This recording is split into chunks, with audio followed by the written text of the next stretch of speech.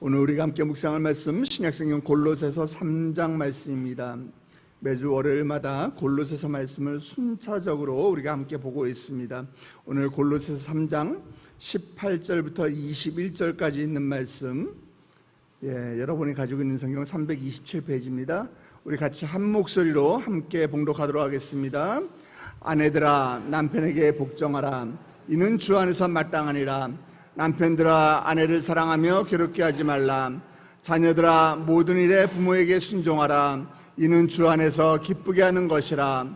아비들아 너희 자녀를 노엽게 하지 말지니 낙신할까 함이라. 아멘.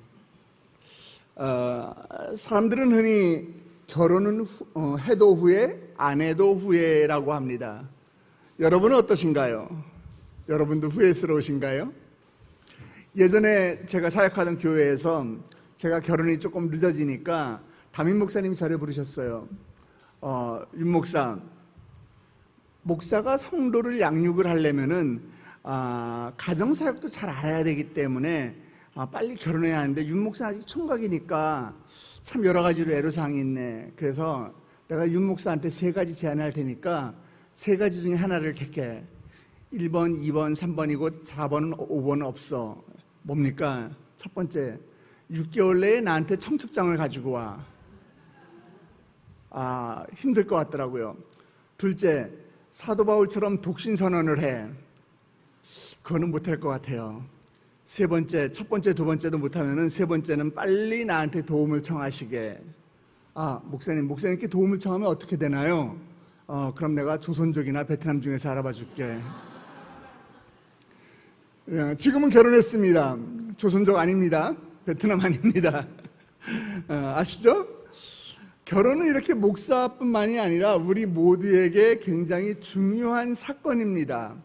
그런데 결혼이라고 하는 것이 해보셔서 아시겠지만 생각처럼 쉽지는 않습니다.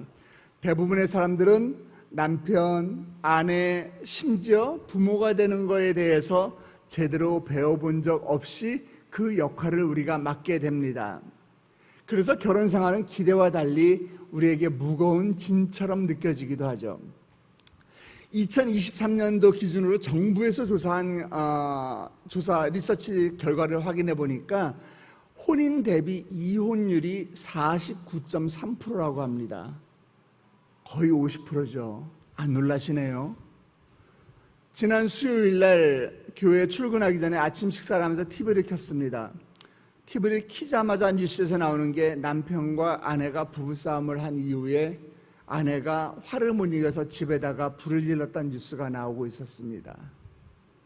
연이어 다음 뉴스입니다. 이번엔 부부싸움한 이후에 남편이 아내를 흉기로 찔렀다라는 뉴스였습니다. 가정이 고장난 거죠. 가정이 고장난 거예요. 여러분, 고장이 나면은 어디에서 AS를 받습니까? 핸드폰이나 냉장고나 자동차나 이런 것들이 고장이 난다면은 만든 곳에 가서 AS를 받으면 되겠죠. 과학자가 만든 로봇이 고장이 난다면은 그 만든 과학자, 그 사람한테 가서 AS를 신청하면 되겠지만은 결혼은 사람이 만든 것이 아닙니다. 사람의 발명품이 아니에요. 사람의 아이디어가 아닙니다. 결혼이라고 하는 것은, 가정이라고 하는 것은 하나님께서 만드셨고 하나님께서 시작하신 것이기 때문에 가정이 고장나면 어디로 가야 되느냐? 하나님께로 돌아가야 되는 것입니다. 아멘 하시기 바랍니다. 지금 내 가정이 흔들리고 있다? 하나님께로 돌아가야 합니다. 그래야만 그분이 의도하셨던 대로 우리 가정을 바로 세울 수가 있는 것이에요. 창세기 1장 2장을 보면은요, 하나님이 창조하신 사건들이 나옵니다. 하나님이 창조하신 모든 피조물들, 그 마지막이 바로 사람이었고 하나님이 보시기에 가장 아름다운 최고의 피조물이 바로 사람이었습니다. 다른 피조물들은 하나님이 만드시고 뭐라고 하셨느냐? 하나님 보시기에 하나님 보시기에 좋았더라라고 이야기하셨어요. 그런데 6째 날 인간을 창조하시고 뭐라고 하셨느냐? 보시기에 심히 좋았더라, 아주 좋았더라, 최고로 좋았더라. 그런데 그 보시기에 심히 좋았던 사람이 혼자 있는 게 하나님 마음에 안 좋으셨던 것 같아요. 하나님 마음이 아프셨던 것 같아요. 하루 종일 코끼리하고 놀고 또 원숭이하고 놀고 기린하고 놀고 이런 거 보니까 하나님께서 충분하지 않다고 생각하시고 하나님께서 남자를 위해서 여자를 지으시고 가정이라고 하는 선물을, 결혼이라고 하는 선물을 주신 거죠. 그래서 결혼을 만드신, 그 가정을 만드신 하나님의 의도, 그 하나님의 매뉴얼로 돌아가야 우리가 흔들리고 있는 가정, 위기 속에 있는 가정들이 어떻게 AS 받아야 되는지, 무엇을 회복해야 하는지 우리는 알 수 있고 우리는 배울 수 있게 되는 것입니다. 그럼 결혼을 만드신 하나님의 의도는 무엇일까요? 결혼을 하나님이 왜 만드셨을까요? 어떻게 만드셨을까요? 우리 몇 군데 말씀을 한번 찾아보기 원합니다. 먼저 창세기 2장 24절입니다. 우리 자막을 통해서 같이 한번 읽어주시겠습니까? 이러므로 남자가 부모를 떠나 그의 아내와 합하여 둘이 한 몸을 이룰지로다. 예수님께서도 결혼을 안 하셨어요. 그렇지만 결혼에 대해서 가르치시면서 이 말씀을 인용하셨어요. 우리 결혼할 때 성혼 선언문할 때 많이 사용하는 본문인데요, 마태복음 19장 4절부터 6절입니다. 예수께서 대답하여 이르시되 사람을 지으시니가 본래 그들을 남자와 여자로 지으시고 말씀하시기를 그러므로 사람이 그 부모를 떠나서 아내에게 합하여 그들이 한 몸이 될지니라 하신 것을 읽지 못하였느냐. 동일하게 사도 바울도 그 가르침을 이야기하고 있는데요, 부부에 대해서 가르치면서 바울도 이런 말씀을 했습니다. 에베소서 5장 31절입니다. 그러므로 사람이 부모를 떠나 그의 아내와 합하여 그들이 한 육체가 될지니. 아멘. 세 말씀에 다른 많은 말씀도 있어요. 이 세 말씀을 우리가 보면 공통적으로 나오는 게 있어요. 하나님의 가정 매뉴얼을 배우는, 가정과 결혼에 대해서 하나님이 세우신 그 원칙은 떠남입니다. 사람이 부모를 떠나, 그 아비의 집을 떠나는 거예요. 그래서 연합입니다. 그의 아내와 합하여. 건강하게 떠나서 건강하게 연합하는 것이 이루어져야 하나님의 선물인 가정을 이룰 수 있다라는 것입니다. 무엇을 떠나야 하는가? 누구를 떠나야 하는가? 아버지의 집을 떠나야 한다는 거예요. 성경은 뭐라고 가르치고 있느냐? 아버지의 영향력을 떠나고 어머니의 영향력을 떠나서 누구와 연합하는 것이다? 나의 배우자가 될 남편, 나의 아내, 함께 연합하는 것이다. 그것이 성경적인 것이다. 이렇게 우리에게 가르쳐주고 있는 거예요. 그러니까 성경이 우리에게 가르쳐주고 있는 부부생활, 결혼생활, 가정생활의 원리는 내 부모의 모습이 아니라, 내 부모가 어떻게 살았든지 그 모습이 아니라 새로운 창조여야 된다는 거예요. 아내와 남편과 연합하여서 새로운 창조가 이루어져야 한다는 거예요.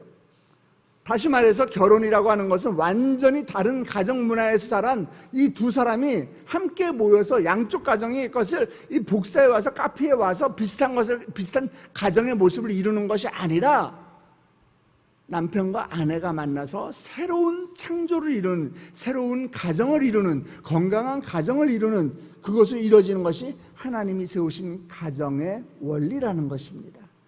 그러므로 여러분의 결혼생활 하면서 약간의 갈등, 약간의 혼돈 올 수 있습니다. 괜찮습니다. 거기에 우리가 하나님의 은혜를 더하다 보면은, 하나님의 은혜를 우리가 의지하다 보면은 다른 사람들은 이룰 수 없는 여러분만의 아름다운 가정, 새로 창조된 가정으로 하나님께서 이루어가게 하실 줄 믿습니다. 오늘 보니까 여기에 이제 결혼을 앞두고 있는 우리 청년도 나오신 분 계신데, 그런 가정을 이루시길 주님의 이름으로 축복합니다. 아멘. 성도 여러분들의 부부들 주님의 이름으로 축복합니다. 하나님께서 부부로 하나 되신 우리 여러분들을 어떠한 환경도 어떠한 사람도 흔들지 못하는 가정 되기를 주님의 이름으로 축원합니다. 아멘. 우리 또 18절 19절 보면은 또 하나의 하나님께서 하나님의 가정 매뉴얼을 배우는 이 가정의 원리가 있습니다. 우리 18절 19절 같이 한번 읽어주시겠습니까? 아내들아 남편에게 복종하라. 이는 주 안에서 마땅하니라. 남편들아 아내를 사랑하며 괴롭게 하지 말라. 아멘. 바울은 먼저 아내에게 말합니다. 아내들아 남편에게 복종하라. 이는 주 안에서 마땅하니라. 여성분들 마음에 안 드시죠? 이런 말씀으로 결혼을 만들어갈 수 있을까요? 에베소서 5장 말씀에도 비슷한 내용이 나오는데요. 에베소서 5장 22절부터 24절 말씀입니다. 제가 에베소 5장 말씀을 계속 같이 왔다 갔다 하면서 읽을 테니까 315페이지에 여러분 손가락 딱 껴놓고서 같이 보시면 좋을 것 같아요. 에베소 5장 22절부터 24절 같이 읽어주시겠습니까? 아내들이여 자기 남편에게 복종하기를 주께 하듯 하라. 이는 남편이 아내의 머리됨이 그리스도께서 교회의 머리됨과 같음이라. 그가 바로 몸의 구주시니라. 그러므로 교회가 그리스도에게 하듯 아내들도 범사에 자기 남편에게 복종할지니라. 아멘. 자, 성경은 여기 보든 저기 보든 간에 아내는 남편에게 복종하라고 나와 있어요. 여기서 복종이라는 이 단어는요, 굉장히 오해받기 쉬운 단어입니다. 이 단어는 헬라어로 휘포타손인데 이 원어 사전을 찾아보면 뭐라고 나오느냐, 세상에서 말하듯이 무조건적으로 억지로 억압해서 굴욕해서 복종하라는 뜻이 아니에요. 이 단어는 원래 군대에서 사용하는 용어입니다. 휘포타스가 무슨 얘기냐, 자발적으로 질서를 따른다는 거예요. 지휘관의 명령에 무조건 복종하라는 것이 아니라, 지휘관이 야 도둑질을 해와 건다고 해서 이걸 복종하라는 것이 아니라, 지휘관이 야 저기 가서 살인해 건다고 해서 복종하라는 것이 아니라, 전체의 우리 부대의 작전의 승리를 위해서, 우리 나라를 위해서, 내 부대를 위해서 내가 맡은 역할을 기꺼이 수행한다라는 얘기예요. 마찬가지로 성경이 말하는 아내의 복종은 남편에게 억압당하는 것이 아니라 하나님이 세우신 가정 공동체를 아름답게 세우도록 하기 위해서 기꺼이 내 역할을 감당한다라는 거예요. 내 가정을 위해서, 내 결혼 생활을 위해서, 내 남편을 위해서 내가 이 정도의 희생은 내가 하겠다라는 것이에요. 남편이 아내보다 더 우월하다거나 아내가 남편보다 못하다는 말씀이 아니라, 하나님이 세운 그 가정의 구조 가운데서 아내가 존중과 신뢰함으로 남편을 세워주라 하는 말씀이에요. 우리 여성분들만 아멘 하시기 바랍니다. 네, 아멘은 그대로 될지어다라는 뜻인 거 아시죠? 네, 아내가 남편에게 순종해야 하는 비교 대상이 뭐였어요? 우리 에베소 말씀에서 봤잖아요. 교회가 그리스도에게 하듯이, 교회가 그리스도에게 하듯이. 우리가 교회인데 그리스도를 순종하는 것이 굴욕적이지 않은 것처럼, 여러분들이 하나님의 성도로, 하나님의 백성으로 우리가 주님을 섬기는 것이 우리에게 굴욕적이지 않은 것처럼, 그것이 모욕적이고 그것이 억압적이지 않은 것처럼, 아내가 남편의 영적인 리더십을 따라가고 순종해 주는 것이 굴욕적이고 억압적인 것이 될 수 없다라는 것이 성경의 가르침인 것이에요. 그리고 바울은 곧바로 남편들에게 이야기합니다. 기대하시기 바랍니다. 자, 남편들아 아내를 사랑하며 괴롭게 하지 마라. 여기서 핵심은 사랑하라 이 단어예요. 사랑하라. 남편이 아내를 사랑하지 않으면 아내의 복종은 어떻게 돼요? 억압이 돼버립니다. 그 관계는 무너져 버립니다. 당시 헬라 로마 사회에서는요, 남편은 절대적인 권위를 가졌어요. 아내는 그냥 소유물처럼, 노예처럼 여겼어요. 그런 문화였어요. 그런데 바울은 그런 시대의 흐름을 거슬러서, 남편들아 너네 아내를 소유물로 여기지 말고 너희 아내를 사랑하라 이렇게 선언합니다. 아마 당시에는 굉장히 쇼킹했을 거예요. 에베소서에서는 그 사랑을 뭐라고 표현했느냐, 에베소 5장 25절 남편들아 아내 사랑하기를 그리스도께서 교회를 사랑하시고 그 교회를 위하여 자신을 주심같이 하라. 우리 남자분들만 같이 읽습니다. 시작. 남편들아 아내 사랑하기를 그리스도께서 교회를 사랑하시고 그 교회를 위하여 자신을 주심같이 하라. 아멘. 왜 아멘 안 하세요? 아멘. 그리스도께서 교회를 아끼고 사랑하고 희생하고 죽기까지 헌신하신 것처럼 아내를 위해서 그렇게 해야 한다는 거예요. 즉 아내를 위해서 희생하는 사랑, 내가 지금 손해를 보더라도 목숨을 내놓을 정도로 끝까지 품는 사랑을 말하는 거예요. 자, 아내의 복종, 남편의 사랑, 뭐가 더 어렵습니까? 여러분, 예수님께서는 교회를 위해서 죽으신 것처럼 살아가는 게 그게 더 어려운 거죠. 성경은 남편들에게 어떤 도전을 하고 있는가 하면요, 당신들의 존재가 바뀌어야 된다라고 이야기하고 있어요. 우리는 아내에게 어떤 존재가 되어야 되느냐? 남편들은 아내에게 예수를 보여주는 존재가 되어야 된다는 거예요.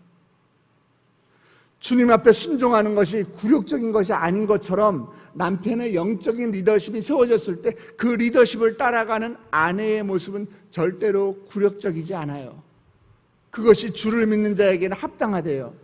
마땅한 것이래요. 그것이 영적이라는 것이에요. 사랑하는 우리 자매님들, 남편의 영적 리더십을 위해서 기도해 주시기 바랍니다. 그들이 가정의 영적인 리더로 세워졌을 때 그 리더십을 따라가는 여러분들에게 하나님의 아름다운 그 천국이 임해오는 은혜가 있게 되기를 주님의 이름으로 축원합니다. 우리 사랑하는 우리 남편들, 형제님들, 여러분들이 예수를 보여주는 사람으로 변화될 수 있기를 주님의 이름으로 축복합니다. 그리스도께서 교회를 사랑하신 것처럼 헌신적으로 희생적으로 우리의 아내들을 사랑하고 그리고 우리의 자녀들을 보살피는 남편과 아버지가 되어서 이 땅의 가정이 아니라 하늘의 가정이 세워지는 우리들의 가정이 되기를 주님의 이름으로 축원합니다. 자, 이제 부모에 대한 말씀과 자녀에 대한 말씀이 남았어요. 우리 20절 21절 말씀 같이 한번 읽어주시겠습니까? 자녀들아, 모든 일에 부모에게 순종하라. 이는 주 안에서 기쁘게 하는 것이니라. 아비들아, 너희 자녀를 노엽게 하지 말지니 낙심할까 함이라. 성경은 부모에게 순종하십시오 이렇게 이야기하고 있습니다. 우리는 그런 이야기를 들으면 윤리적으로 도덕적으로 유교 사상적으로 이 바른 가르침이다 이렇게 생각할 수도 있어요. 그러나 성경은 그런 차원에서 접근하는 것이 아니에요. 중요한 것은 바로 20절 주 안에서 이 단어입니다. 단순히 부모의 권위에 굴복하라는 것이 아니라 하나님을 믿는 믿음 안에서 순종하라는 것입니다. 세상의 권위는 때로는 불의하고 때로는 비합리적일 수 있어요. 그러나 하나님의 권위는 늘 선하시고 늘 온전하신 줄 믿으시기 바랍니다.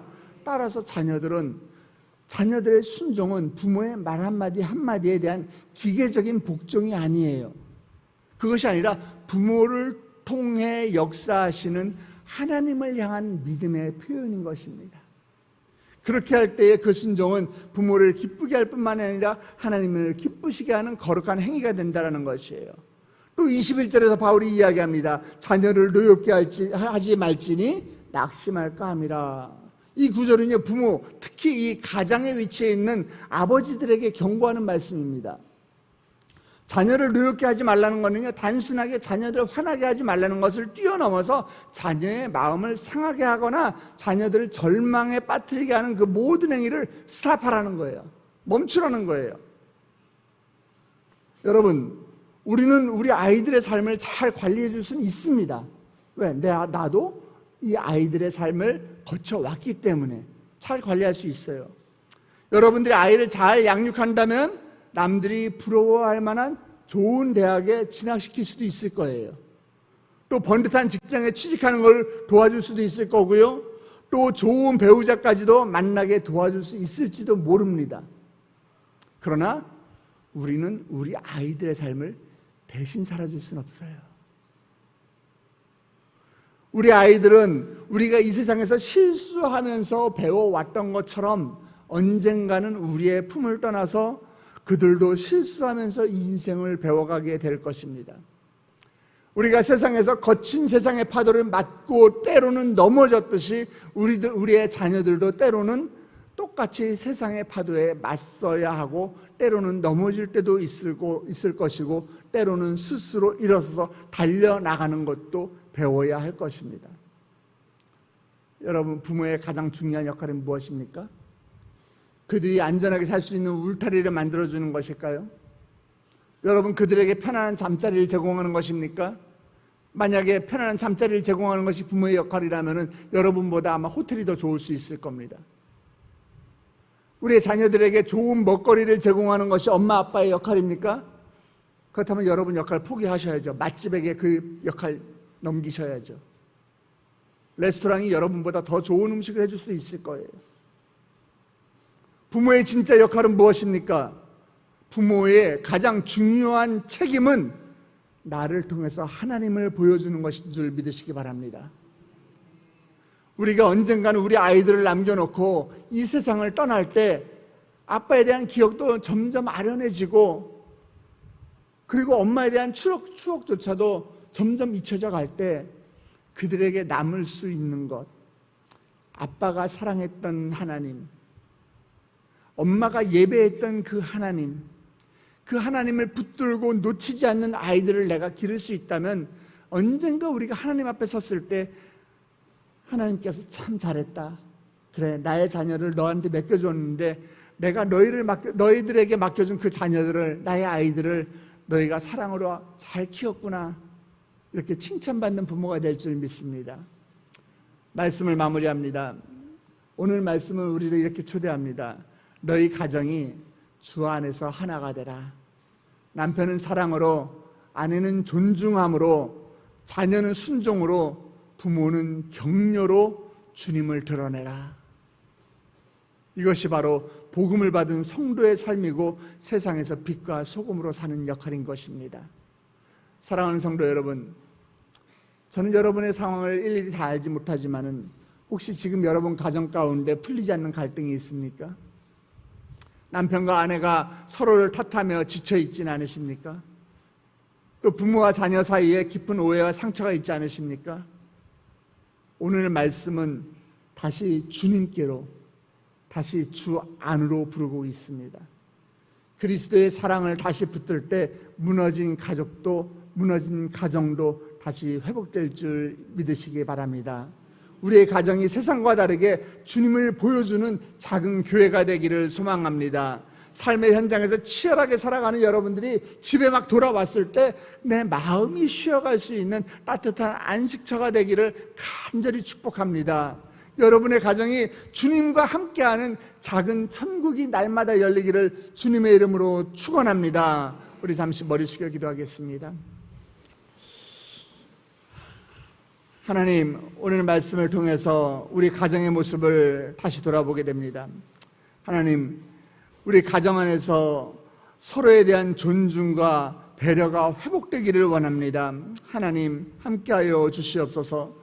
우리 가족이, 구성원들이, 남편과 아내와 자녀와 부모가 모두가 서로 사랑하며 아껴주며 가정 천국을 이룰 수 있도록 주여 축복하여 주시옵소서. 남편은 아내를 사랑으로, 아내는 남편을 존중으로, 자녀는 순종으로, 부모는 격려로 주 안에서 하나가 되는, 주 안에서 하나가 되는 놀라운 역사가 일어나게 하여 주시옵소서. 혹시 무너지고 상처난 가정이 있다면 주님께서 은혜로 회복시켜 주시옵소서. 모두가 서로 사랑하며 아껴주는 가운데, 세상 가운데 복음을 드러내는 천국 가정이 우리 세된 성도들의 가정이 될 수 있도록 주여 인도하여 주시옵소서. 이른 아침 주의 전을 찾으며 빈손을 나오지 아니하고 주님께 귀한 예물을 드리는 손길들이 있습니다. 주님 것을 도적질하지 아니하고 온전하게 올려드리는 11조가 있습니다. 감사의 예물이 있고 일천번제 헌금이 있사오니 주여 이 예물 가운데 함께하여 주시옵소서. 모든 것들이 주께로 왔음을 고백하는 이 예물 가운데 하나님, 담임 목사님의 영육간의 강건함을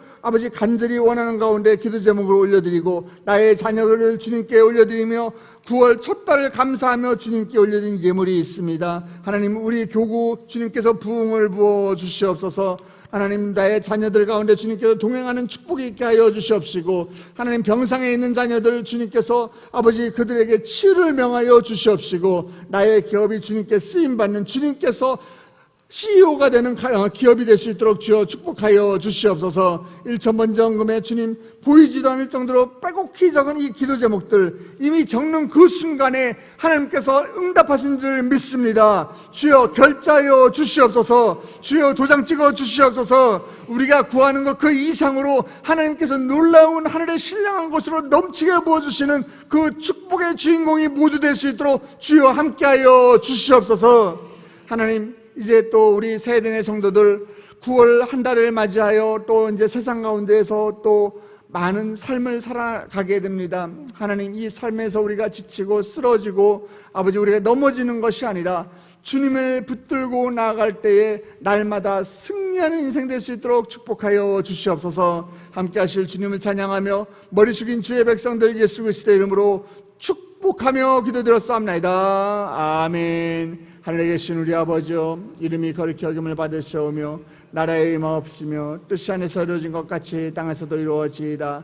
오늘날 우리에게 일용할 양식을 주옵시고, 우리가 우리에게 죄진 자를 사해 준 것 같이 우리 죄를 사해 주옵시고, 우리를 시험에 들게 하지 마옵시며 다만 악에서 구하옵소서. 대개 나라와 권세와 영광의 아버지께 영원히 있사옵나이다. 아멘.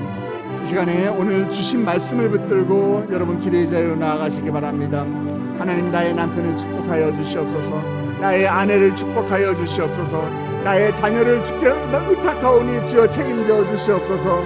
하나님 아버지, 우리 가정이 날마다 천국잔치가 열리는 가정이 될 수 있도록 주여 인도하여 주시옵소서.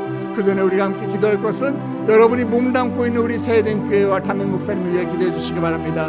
우리 새해된 교회 이제 또 다음 주부터 우리 후반기 새생명 전도 축제에 나아가는데 하나님, 전도할 일꾼들을 보내주시옵시고 아버지, 보낼 만한 자들을 보내서 주의 전이 차고 넘치는 놀라운 역사가 일어날 수 있도록 주여 인도하여 주시옵소서. 우리 담임 목사님을 붙들어 주시옵소서. 우리 담임 목사님 영육간의 강건함을 주님께서 회복시켜 주시옵시고 다시 한번 아버지 단상에 서서 사자처럼 보유하는 그 말씀을 들을 수 있도록 우리 담임 목사님 주님 붙들어 주시옵소서.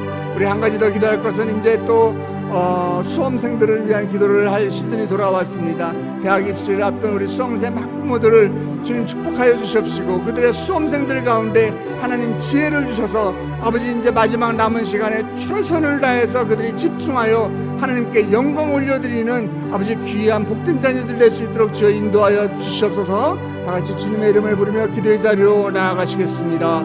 주여, 주여, 주여.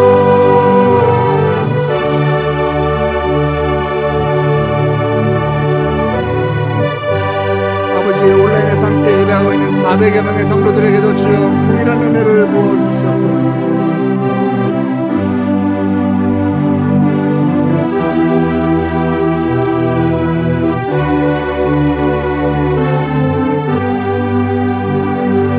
아버지 하나님, 우리 가정을 축복하여 주시옵소서. 나의 아내를 축복하여 주시옵소서. 아버지, 남편을 존중하는 마음을 있게 하여 주시옵소서. 아버지, 남편들은 아내에게 아버지 정말 순종하는 아버지 사랑하는 그 마음을 보일 수 있도록 주옵소서.